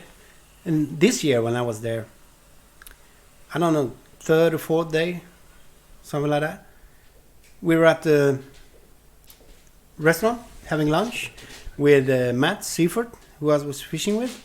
It was me, Matt, and I think I had Christopher in my boat, and Charles and another guy, Martin. They were fishing in Ryan McMahon, and Ryan was going home because it's his wife's birthday, and so one of the guys was going in my boat, and one of the guys was going in Ben Olsen's boat. So we decided during that dinner, and I was sitting there a bit tired, a bit low blood sugar, diabetic as I am. So I tipped my beer in my knee, and then it just right all over me. And I just looked down, okay, moved my phone, and the waitress goes, "Hey, you don't even panic." No, I'm done. So what can I do? It's no use panicking. Okay, I'll get you another beer. And then we started talking about, Matt said he haven't got a casting 50 in his boat this year. And I said, okay, let's do it. And he was like, okay, we're going to do it? Yeah, we're going to do it. And then he went, and I asked him, what do you want me to say when I set the hook? And he said, you have to say my favorite Swedish word. Okay, and what is that? And he went, förstoppad, and that means constipated. And I said, that's what you want? Yeah, but you never will do it. Okay, and then we went out, and yeah, the guys split up, and Charles ended up in my boat, his first trip. And Ryan dropped him off in Ben boats, and Ryan actually found a new spot in this lake, and he gave his marks, his waypoints to Seaford, so we could fish it. So we're gonna do that. He said, okay, I'm up for it. And Ryan took off, put his boat, and we started fishing. Like 30 minutes after that, I had a follower coming in really hot, and it just got boat shy, turned off. 3 casts later, maybe, I had one in and got it in the 8, but I didn't do a good hook set, so it came off. And Charles, he went to me, ain't you have to be furious. No, why? Because you had 2 shots and you missed them. Yeah, but if I keep casting, there's going to be another one, right? How can you be so positive? I have to. Otherwise, I would be devastated, as you say.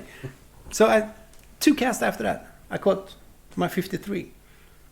So, and that was pristine fish, 53 inch, 26.5 or 25.5 inch in girth. So. Oh, that's fantastic. And yeah. I cast it out. I felt the bite, and I set the hook, and it was so heavy, and just screamed, "First stopper!"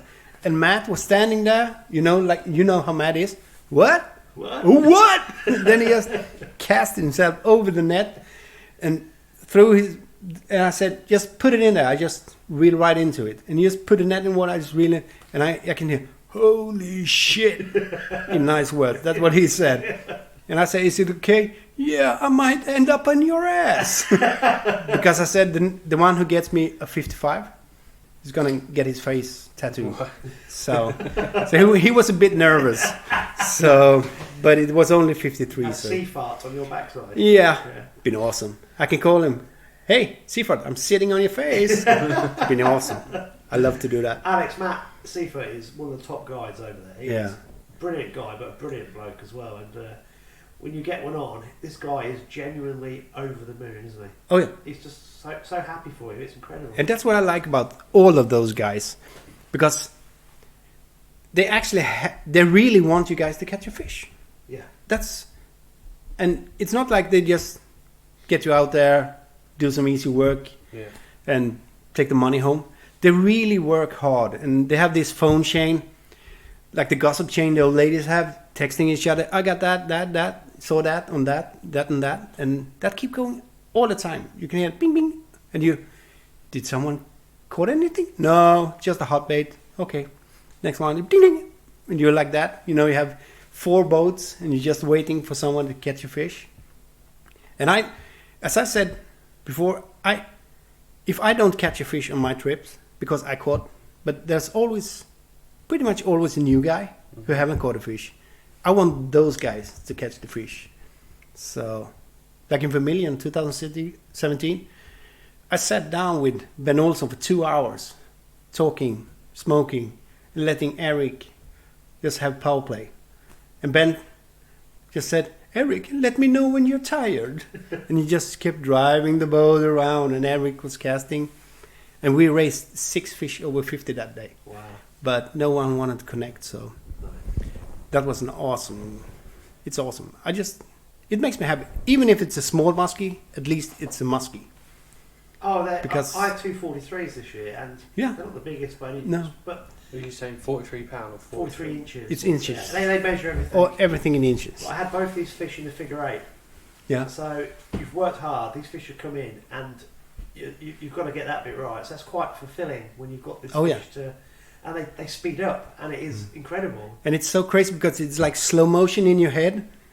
When you set the hook, it's like somebody turned a bubble bath on. You just go crazy down there. Because you don't play them. No. Because when you get there, Matt gets one, really tightens the drag right up. Yeah. You can't. It's incredible because they're so hard to get to take or bite the bait, as they call it. Yeah.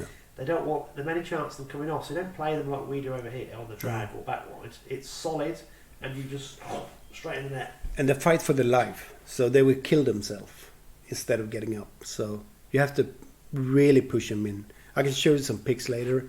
You can see the blood is dripping from the fins. Pressure, the stress. Yeah. The stress, and they fight so hard. When you catch them out there, you really have to just crank them and just put the rod down and just full power. Absolutely brutal, isn't it? Yeah. Straight in the net, it's fun. Unhooked, photograph, measured photograph, straight back. High five. It is all done in split second, isn't it? It's awesome. It's crazy. Then you go, Yeah, high five, and then a few hugs. Yeah, we actually made American hugs. That's good. And now when you meet one of the guys, they come up and give you a hug. That's like, ain't gonna happen otherwise over there. They're like, yeah. Now it's like, well, come on, give a hug. I like that. Yeah. Let's do it the Swedish way, they say. Everybody's hug. Like they talk about the Swedish marriage. Ben Olsen is very fascinated about that because, I mean, you can meet a girl and you can live together for 20 years without getting married. That's just not happening over there because you date 6 times and then you get engaged and then you get married pretty much. Yeah. So they're really fascinated about that. So it's awesome. But we had so many awesome guides, or I got the opportunity to fish with so many guys that I'm just blessed. And we got we have the opportunity to fish with the really, really good guys. Really. And they actually, now, they ask you if you wanna, what dates, whatever. And I'm honored for that because, I mean, Luke Ronestrand, Dan Altman, Matt Seaford, Brad Hoppy, Ryan McMahon, Ben Olsen, Bob Benson, Michael Brown, and all those guys, Mike Kramer, and it's been awesome. Alex, Jimmy's just rattled off basically the hit list of the Minnesota and the North America. Yeah. Guys, it's like these boys know. They know what they're doing. They know, it's fantastic. It's crazy. It is a privilege to know them, isn't it? Yeah, it you is. You get pulled into their social circle. Yeah. And you just get put up in these wonderful houses, meet all these wonderful people, and the scenery is amazing, and they just embrace it. It's fantastic. Yeah. So this year is another Swedish invasion. It is with the boomer in it. With the Fenland boomer. Yeah. He's actually joining finally. So that's going to be great. Look at Alex kicking his head off. Brilliant. Yeah. Who's this Fenland boomer then, Alex? Yeah, but we met. Tarquin, isn't it? How many years? We met in Stockholm. Was it 2 years or 3 years ago? No. 2 What were years. you on cropping? We met before that. We met in Stockholm the first time. The first time you were over. That was First time I was Stockholm. in yon cropping. It was? Yeah. Okay, then it was general. That's So it's 4 years ago. 3 I years think ago. I probably 4 met years. you in Stockholm. Because Joe was the Peterson. Yeah. Yeah. Yeah, I think it was. I think it was Stockholm. And I said to you then, I'd love to join up with you guys. Yeah, and you came up to talk because you haven't fished then. The first year we met, you never. Yon cropping was the first time we met. Yeah. Because I hadn't been there. You haven't been Yeah. there. No. So we talked a lot about it, and you get really excited about it. And you told me you were going with Joe, and I told you what we are doing with the invasion stuff. And you said you'd love to join, but due to your work and the period, the time we are going just doesn't match up with your work calendar. And this year we had to push it earlier due to the moon. So, and when me and Brad talked about it, I said to my mind, shit, I gotta call Andy. I gotta text, I gotta let Andy know about it. So, and I always get the guys who's been with me, they always have the first turn on it, of course. And then Martin Brumberg, he texted me and said, I'm skipping this year because he just put in an order for a new big boat. So awesome. So I called you, texted you, or I called you, whatever I did, and we got into it, and you 30 seconds after I told him, okay, you texted me, and I was, wait a minute, we talked about many things. What do you mean I gotta call him? So I called you up, and we talked about it, and yeah, I'm in for sure. Oh, yeah. Yeah, perfect. And then we talked for an hour or something, and then the text came about Christmas. So because he asked me what you do in Christmas, I told him my ex and my daughter, they're going there, and I have no plans. I'll see what I do. And then I got the text, crazy idea, why don't you come here? Okay. I checked the flights, and yeah, here I am. So from me joining the Swedish invasion, we've got you over here at Christmas as well. Yeah, So it's win-win. I might become a boomer. It's crazy. I think you need to be 55 to be a boomer. Okay. So I'm only 43. So I can have some years of training then. Yeah. So I've got this Fenland boomer thing is going to take off. Yeah, I think so. We're trying to get T-shirts made, and we're going to sell them through Alex's tackle shop, and Yeah. all the 55 plus year olds will be wanting a Fenland boomer T-shirt. And we'll Do you have to be 55? Nah, just grouchy old bugger like me, and Then I'm in. You're in, yeah. I'm pretty old actually. No. Right, I tell you what we need to do. We need to have a pit stop, and we'll do the match results. Yeah. That's what we'll do. Match. Cool. Oh, now it's going downhill. Head first Yeah. through the nettles. Yeah. Awesome. Yeah. Right. Slide in one. Alex has been quite quiet, but we'll have a little break, and then I think we got to teach him to throw a lure. I took him. You did? Yeah, but we had an awful day. We had a podcast on it, and we couldn't record because of the wind. Mm. But I will take him because he would like. He's actually with really good lure angle. Because he wasn't every time 10 minutes change, try, Yeah. keep trying. It's awesome. He'd like it. It's like me. I bring 200 baits and I fish with one. Oh yeah. I think about that every time. What's You know fun? when you do a competition, Yeah. you have 150 extra kilograms of baits.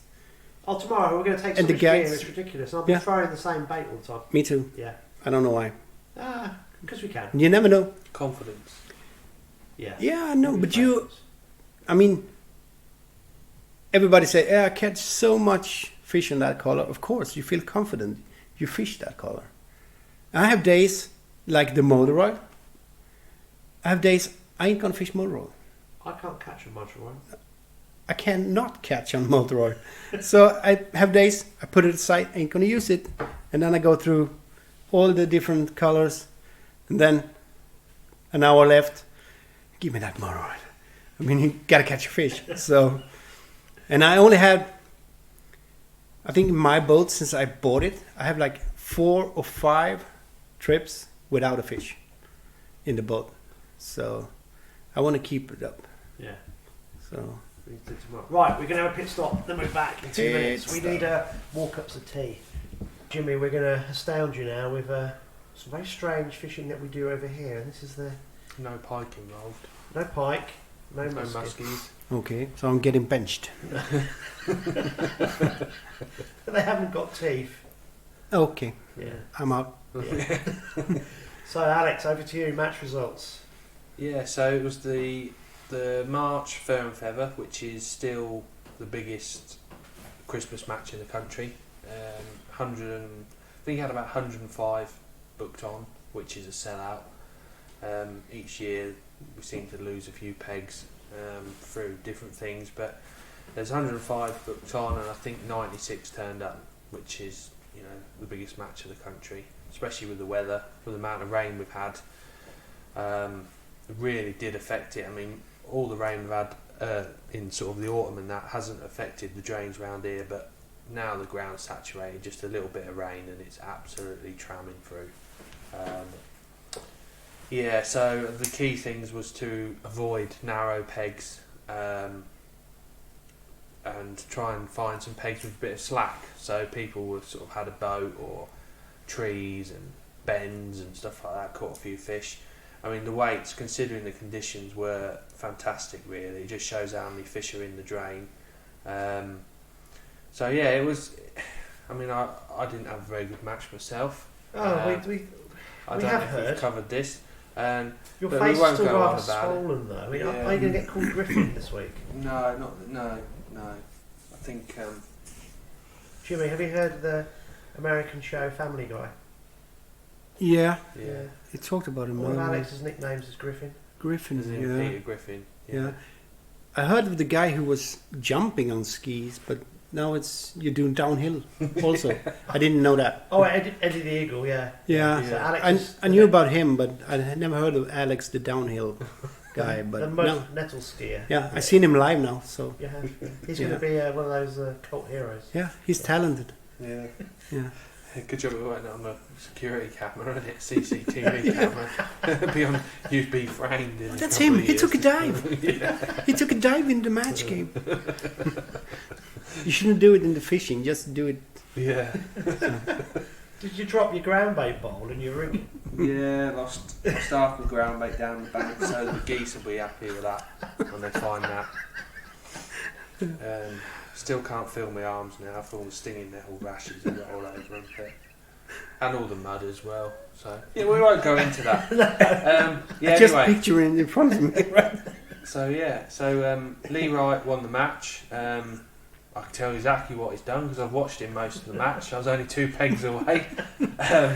He sort of started short in a little bit of slack water, caught a few fish there, and then he sort of left his long line for as long as he could, went on it and caught a fish and bung for the rest of the match, dinked a bit of emp across and caught on emp, so in a little bit of slack water, which was helped by the boat that was directly in front of me, but didn't give me any slack water, not that I'm bitter or anything. Well done Lee Wright. He fished a really good match. He had 25 pound exactly, which in those conditions is brilliant. Second from 2 above Wigston's was Neil Campion. Again, there's an old barge that's sort of sunken down, and he fished at the back of that, and he's had 24.8, so still good weights. Third was the Graham Welton, who makes the nice little drain, like image copy sort of wagglers. He had 22.5, just ahead of Steve Splinter's Winters, with £22.4. So decent weights. All the weights were below the town bridge. I think the best weight above the town bridge was probably Ray Malley with 14, just under £15. So it just goes to show where there's more boats and things like that, where you can get behind and a bit more slacks, the fish were still there feeding. So There's a lot more cover below the town bridge, isn't there? Yeah, there is. There is. I mean, joking apart, if you don't draw right, you've got no chance. Yeah, but don't draw directly below the town bridge. Let's go back to Graham Welton first of all, Yeah. because he's a lovely guy. Have you sold many of those floats this week? Yeah. They always sell really well. Because you had a lot of interest on the Facebook page, Yes, and people contacting you. That's they're, great. Well, manufacturers don't make them anymore, so it needs to have someone like that to make them. Not so much March, but Bennick. They play a big part in Bennick. Cool. Yeah, so Well done, Graham. 22.5. I bet he's caught an emp, probably. He wouldn't have fished any of his wagglers this week. Put it that way. No. Yeah. So. Fifth was Mark Seelman, 21.11, and Alistair Ogilvie, never on a bad peg, £20.5. So that was the top six. That's So a while ago. nearly That was £20. horrendous. Yeah. Because I texted you on Saturday and I said, is it still on? Because there's a lot of water coming through and it was coming through at a right old pace. I mean, for the old course lead in March, it was bombing through. It's normally very sedate, isn't it, really? Yeah. I mean, the 20 foot was like a tidal river on Saturday. It was incredible. I mean, that brings us on to the Tid match. Like your link there, he's getting good at this, you know. Yeah. He's getting good. That's smooth. Sure. Yeah, yeah, and Slick. yeah, £9.2. Dennis Horns won the match with on Sunday, which I'm surprised he even fished because that would have been absolutely tramming through. Honestly, Saturday was the colour of hot chocolate.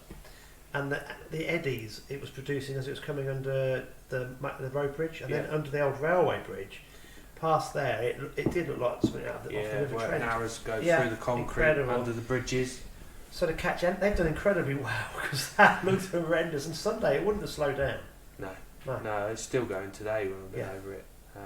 It was nearly normal level, but it was still tramming. Hopefully it'll find down ready for the Christmas break and perfect for people going out. 2 or 3 days time it might be spot on. We sock on. Yeah. I mean, we're on the Welland on Friday and that's been really high and then really low and then really high again and doing all sorts. So hopefully that will lose a bit of colour and the fishing will be good on Friday for that one.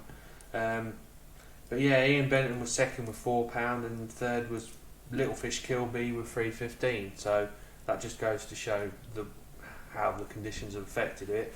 I think there was a match on there last Sunday and £28 won it. So big jump.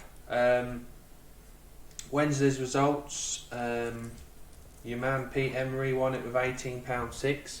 Lots of small rud, and he was to the left of the bridge, going away from the pumps of Main Road, which there's a couple of platforms there, and it's quite comfortable fishing. So he's had a lovely busy day for £18, and second was 118, the Rabbit Eater, John Taylor, with £13.6. So still decent weights. Well, Pete's done really well. We give him the older podcast Stardust, don't we? Yeah, you don't give it to me though, do you? I did. Oh. I've got that. I'm One going week. to let you rub my special hard bait tonight. Yeah. That'll give you all the luck you need for the next few weeks. Yeah. Yeah, that special one, Jimmy. Yeah. Yeah. But you can only have like a little hold of it. It sounds a bit rude, doesn't it? Yeah. Well, we have got a Swede with us, you're not that long. Yeah, for sure. Yeah. We'll move on to the Ramsey Club match. Wednesday, they was on Factory Bank and it was absolutely perfect. It was lovely colour.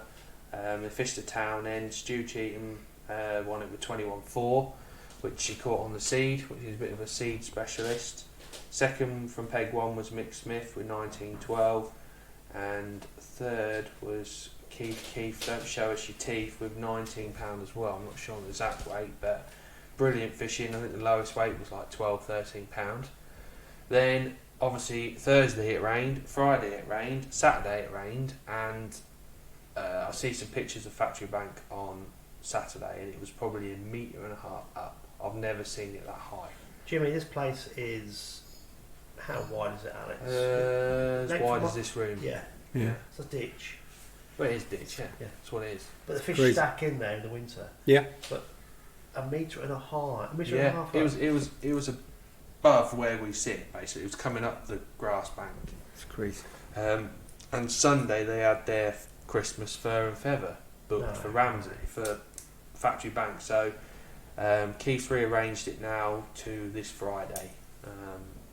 But you wouldn't be able to fish that. No. Terrible. So that's a shame they had to cancel that. And other than that, there isn't been, I don't know of any other matches this week. I think there's a bit of a lull before Christmas and Well, the conditions have been awful as well. yeah, and then obviously in the new year we've got the start of the Hayjack League, then you got March Opens and Winter League finals, and yeah, it's all go really. Well, you've got a match next week that you're organising. haven't you? Yes, yeah. So we've got a match Sunday on through the allotments at March. Probably going to use some pegs above the bypass as well, which I think will be good because no pressure really up Yeah. there. I think that'll throw up some rud because, before the rains, I think there was some rud up there. Yeah, Now I don't think there Yeah. are. Yeah. Don't you ever do those match? No. Last time I fished a match like that, I was 17, so it was 103 years ago. I was thinking that. Yeah. Yeah. I used to, but I prefer catching bigger fish, and I'd rather fish. No, what it was, he realised he wasn't good enough. So Yeah. what happens then is what most people do is they I move actually on to believe something in else. Alex right now. Yeah, Yeah. yeah. It's There's a just what happens. Yeah. There's a lot of truth in what he's saying. Yeah. Yeah.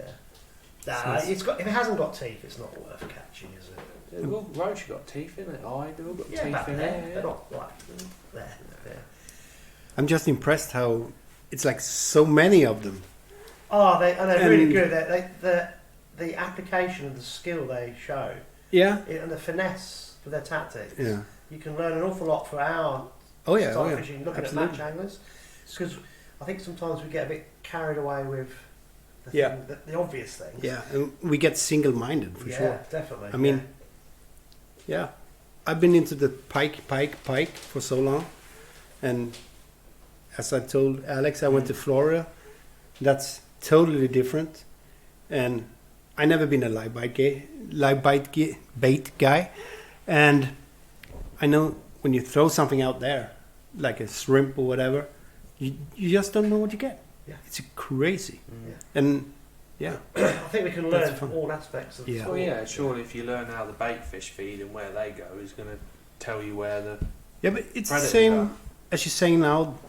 You can find the fish behind the boat. Yeah, It's like same with the pikes, as I Yeah. told you, because and it's same with us. We don't want to run and eat. yeah. We want to be still and eat. So, of course, they're gonna hang out in the calm water to feed, Yeah. so and digest the food. So, There's a serious amount of pike in the drains this year. I know that. There's tons of them. Oh, I can't catch any. Yeah, well, whatever. it's no match for you. Yeah. Yeah. We need to change topic very quickly. Yeah. Because we can't talk about pike No. in drains. No. Secret. Oh, sorry. Yeah. Right, Alex. Any more match-related stuff? Not really. Like I say, it's all kicking off in the new year. I'm sure there's plenty of time for people to get out over the Christmas break and catch a few fish. March as good as anywhere with the weather, with the rain and obviously the flow. It's going to calm down and the fish will be really hungry and we'll catch plenty of fish. I've seen a few catch results from Ely Town Centre on the Ouse. I think that'll be a bit hard at the minute with the flow and stuff, but give it 3 or 4 days, that'd be perfect for a few skimmers and odd bream and stuff. Yeah, and Factory Bank really, get to the weekend here, Friday, and that'll be a brilliant match on there. There'll be some big weights. Those fish will be stacked right in, won't they? Yeah. Well, they've been fighting against the flow for Yeah. a week, and all they want to do then is eat. Yeah. So, yeah, that'll be good. It will Be good. Are you allowed to catch any species? Yeah. So in our matches, the only thing that don't count are trout, pike, and zander. Okay. Yeah. So eels count, roach, rudd. Yeah. Most of these our catches are all roach. A few Sweet. perch, odd Yeah. skimmers, and like silver bream type things. Yeah. Yeah. But yeah, it's in this area we're very fortunate because the fish migrate into the towns Yeah. where it's like Factory Bank. It's a narrow drain. In the summer, it's full of weed, and you go, oh, you know, fish there. This time of year, it's clear of weed, and the fish just flock in there because it's warmer. Yeah. And I can understand that you don't catch or count pike and perch, but that's a lot of weight for one fish. Yeah, so we perch count. Yeah, but pike just and zander. Pike and zander, yeah, Yeah. It's interesting. yeah. And so we try to avoid not as much zander because I think of all the years I've been fishing the drains, I've never seen a zander try and take a fish off the hook like with hooked fish Yeah, and shit yeah. back, whereas you get that with pike. Yeah. I think the zander more sort of sit over where you ground bait and stuff and spook the bait fish off, but there's definitely some more and more perch in the summer. They're getting bigger and bigger over here because the drains are getting clearer and clearer and a bit weedier, and perch and rudd seem to be the species that are thriving more. Yeah. Yeah, we've got a big shift in the species that are kind of more dominant in the drains, but It's interesting. it is interesting. Everything's changing, but that's a conversation for another day. Alex, anything tackle shop related at the minute, or what opening hours have you got over Christmas? So we're closed. Well, tomorrow, Christmas Eve, we're shutting at 1. Doing my Christmas shopping then for everyone. And You buy me a big present? yeah. Yeah? Yeah. You need a lot of wrapping paper. I don't know. The boat might be a bit too much, really. That would be nice. Yeah. But no, I'll get you a gift voucher. Oh, right, yeah. Yeah. For the tackle Yeah, shop. sell plenty of gift Yeah, vouchers. okay, cool. So yeah, close early tomorrow, Christmas Eve, Christmas Day, Boxing Day closed, back open Friday till 1, normal hours Saturday, normal hours Sunday, Monday, Tuesday open as normal and closed New Year's Day, and then everyone's back to normality and crack on with the winter slog. So, Brilliant. Sweet. Right, I think we're nearly there. Jimmy, thank you so much for sharing Christmas with us. Thank you for having me. Thank you for coming on the podcast. Thank you. Alex, do you want to wish everybody a happy Christmas? yeah, wish everyone a happy Christmas. All the customers, thanks for the custom through the year, and see you in the new year. Yeah, and for myself, just been brilliant that everyone's Yeah, I think. having had podcasts. Yeah, I It's been think more and more people are starting to listen to it, and it's getting a bit of a following now. And with the Winter League final coming up after Christmas, I think there'll be quite a few new people enjoying it as well. I think the Spolt ones have been, really popular. Yeah, the Fenland Creature has certainly Yeah. lifted our profile. That's great. But he texts me and says, does anyone listen to it? And I go, yeah, John, over 400 so far on the first one. Really? Go, yeah. No, I'd like to thank everybody for tuning into our podcast. Have a brilliant Christmas and a very happy New Year. And really, I'm just going to say, let's just wind this up. And this has been Tales from the Tackle Shop, a Fenland Fishing TV production. But the final words must go to Jimmy. Som tackar för att han fick komma och önskar alla en riktigt god jul och ett gott nytt år. Tack.